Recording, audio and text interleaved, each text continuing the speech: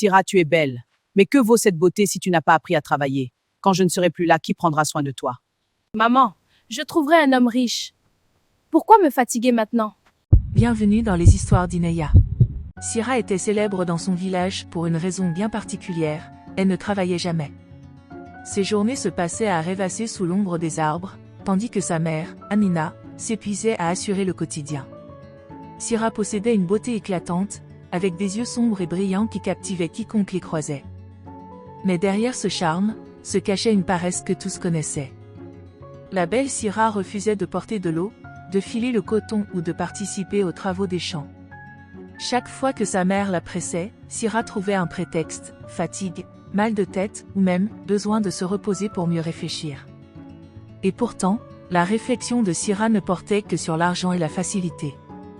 Un matin, alors que le village s'animait sous le chant des coqs et le bruit des casseroles, Syrah restait affalée sur sa natte, observant le soleil s'élever.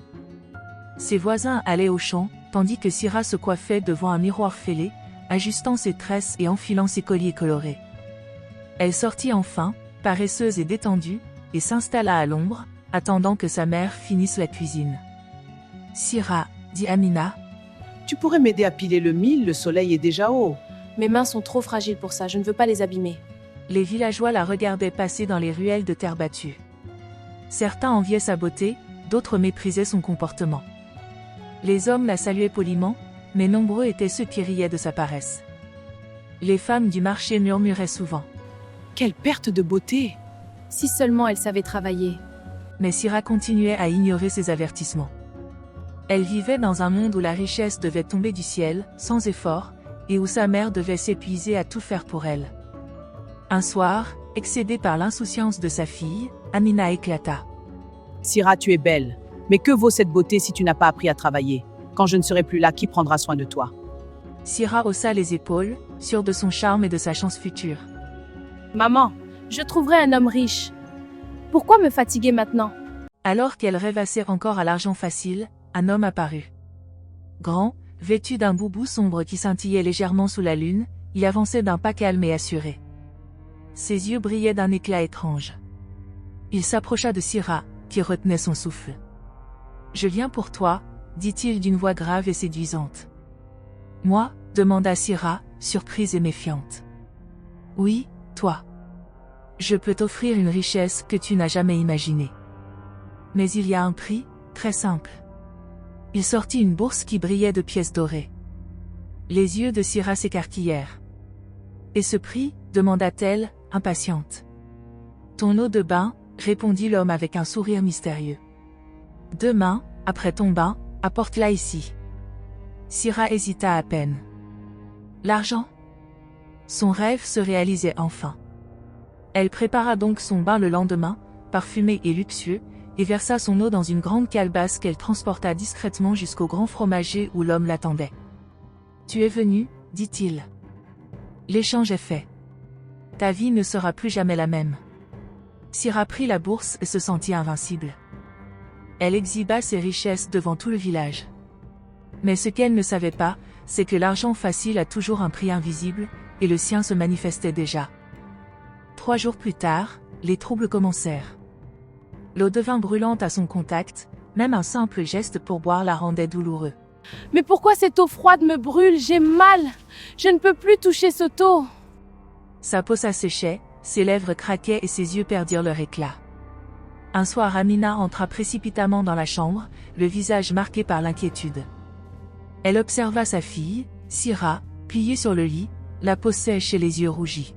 « Syrah, murmura-t-elle, pourquoi te sens-tu si mal? Qu'est-ce qui t'arrive » Syrah détourna le regard, serrant les mains sur sa poitrine, refusant de répondre. « Ce n'est rien, maman, je vais bien, balbutia-t-elle. Mais lorsque le corps de Syrah se mit à trembler et que ses lèvres se fendirent en un gémissement de douleur, Amina comprit que ce n'était qu'un mensonge.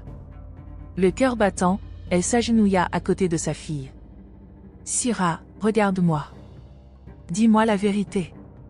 Tu dois me dire ce qui se passe. » Syrah ferma les yeux, le souffle court. Elle sentit le poids de sa paresse et de son imprudence, et les larmes roulèrent sur ses joues. Enfin, elle murmura, presque inaudible. Maman, j'ai donné mon eau de bain à un homme pour de l'argent et maintenant je n'arrive plus à prendre ma douche, à chaque fois ça me brûle.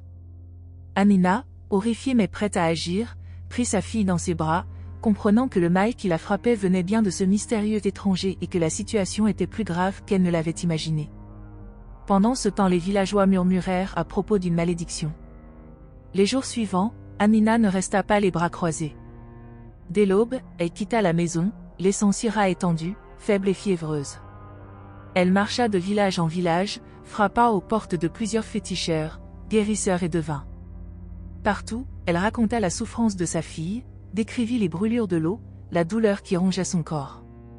Certains secouèrent la tête, d'autres murmurèrent des prières, mais aucun ne put lui donner de solution.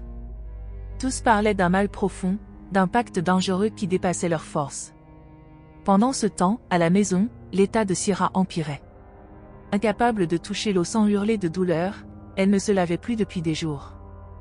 Une odeur étrange commençait à émaner de son corps, mélange de sueur et de souffrance, ajoutant à sa honte et à son désespoir. Chaque heure qui passait la rendait plus faible, plus consciente que son mal était grave, et que l'argent qu'elle avait tant désiré était devenu le prix de sa lente destruction. Malheureusement, le corps d'Amina commençait à céder. Elle marchait du lever au coucher du soleil, les pieds enflés par la poussière brûlante, le dos courbé par l'âge et l'inquiétude. Elle traversait des sentiers rocailleux, s'arrêtait devant chaque féticheur, chaque guérisseur, répétant la même histoire, la voix de plus en plus cassée. Souvent, on la renvoyait avec des paroles vides ou des silences lourds. Le soir, épuisée, elle reprenait le chemin de la maison, les jambes tremblantes, le cœur serré. Dès qu'elle franchissait le seuil, toute sa fatigue disparaissait devant l'état de sa fille. Amina se précipitait vers Sira, essuyait son front brûlant, lui parlait doucement, la nourrissait à la cuillère quand elle le pouvait. Elle passait des nuits entières assise près d'elle, sans dormir, priant en silence, refusant d'abandonner. Même quand ses propres forces l'abandonnaient, l'amour d'une mère la tenait debout, car tant que Sira respirait encore, Amina continuerait à se battre pour elle. Une nuit, alors qu'Amina veillait encore une fois auprès de sa fille, le village était plongé dans un silence étrange. Amina, épuisée, posa sa tête contre le mur de Banco, les yeux lourds, le cœur rempli de peur. Elle avait tout essayé. Elle n'avait plus d'espoir, du moins, c'est ce qu'elle croyait. C'est alors qu'un pas léger se fit entendre devant la maison. Lent. Régulier. Comme s'il venait d'un autre monde. Amina se redressa aussitôt. Une silhouette se dessina dans l'embrasure de la porte. C'était une vieille femme, drapée dans un pagne ancien, le regard profond, presque lumineux. Sans demander la permission, elle entra et observa Sira longuement. « Cet enfant ne souffre pas d'une maladie ordinaire, dit-elle enfin d'une voix calme. Ce qui la ronge vient d'un pacte qu'elle n'aurait jamais dû accepter. » Amina sentit ses jambes fléchir. Son cœur comprit avant même son esprit. La vieille femme n'était pas venue par hasard. Elle posa son bâton au sol, s'approcha de Sira et ajouta doucement. « Si je suis ici cette nuit, c'est parce que ton désespoir m'a appelé. Il reste une chance, mais le chemin sera dur, et le prix, élevé. » À ces mots, Amina tomba à genoux. Pour la première fois depuis des jours, une lueur d'espoir traversa la peur qui l'étouffait. La nuit venait de changer de visage, et le destin de Sira s'apprêtait à basculer une fois encore. La vieille femme prépara un rituel avec des herbes, de l'eau pure et un collier de perles anciennes. Elle expliqua. Si Sira touche cette eau, l'esprit maudit sera chassé. Mais elle devra reconnaître ses erreurs, sinon tout recommencera. Sira, tremblante, fut aidée par sa mère à s'asseoir près du feu. Une goutte d'eau sacrée sur son front la fit trembler et pousser un cri terrible. Peu à peu, elle reprit conscience, ses yeux retrouvèrent leur éclat et le collier brilla faiblement, signe que la première étape du rituel était réussie. La vieille femme expliqua. Pour être libérée définitivement, tu dois accomplir 3 actes. Reconnaître publiquement tes erreurs. Aider ceux que tu as ignorés ou méprisés. Refuser toute richesse obtenue sans effort. Le lendemain, Sira se présenta au village, humble et vêtue d'une robe simple. J'ai été égoïste, paresseuse et cupide. Je demande pardon à ma mère et à vous tous. Les villageois, d'abord surpris, virent sa sincérité et commencèrent à la respecter. Syrah aida sa mère aux tâches quotidiennes, partagea ses connaissances et participa aux récoltes. Chaque jour, le collier de perles brillait un peu moins. Une nuit, l'homme mystérieux réapparut. Tu as survécu et compris la leçon, la richesse sans effort est un piège. La malédiction est rompue. Syrah sentit un poids disparaître. Sa beauté restait, mais elle était désormais accompagnée de sagesse et d'humilité. Les semaines suivantes, Syrah devint un exemple pour le village. Elle travaillait dur, aidait ses voisins et sa mère, et partageait sa richesse de connaissances avec les enfants. Sa mère retrouva le sourire, fière de sa fille. Syrah avait appris que la facilité est un piège, que la beauté seule ne protège pas, et que la véritable richesse réside dans le travail, l'humilité et le respect des autres. Depuis ce jour, tous se rappellent de son histoire comme un avertissement. La richesse sans effort peut devenir la pire des malédictions. C'était votre conteuse dans les histoires d'Ineya. Si cette histoire t'a marqué, alors laisse un like et abonne-toi.